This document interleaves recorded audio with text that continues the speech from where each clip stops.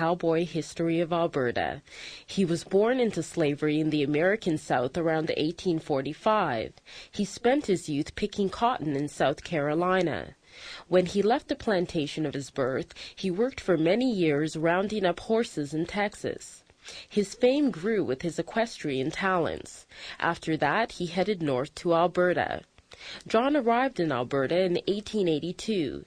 He started working for a ranch there. The rancher was hesitant to hire him at first.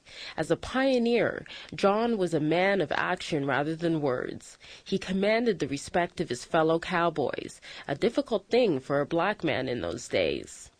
10 years after John settled in Alberta, he married. By 1900, John and his wife had 5 children. His wife did the bookkeeping for the ranch and taught the children how to read and write. He was a strong man. One day, John was taking his family for a ride in a horse-drawn buggy. The horses were struck by lightning, causing John to unhitch the team and pull the buggy back to his farm himself. He moved from the Calgary area to the banks of the Red Deer River in 1902. They bought several hundred acres of land and built a cabin with spruce logs on the riverbank. But trouble soon followed. The river flooded, and the Ware family almost lost their lives as their home was swept away by water. John saved what logs he could and rebuilt the cabin on higher ground overlooking the stream. That stream is now called Ware Creek.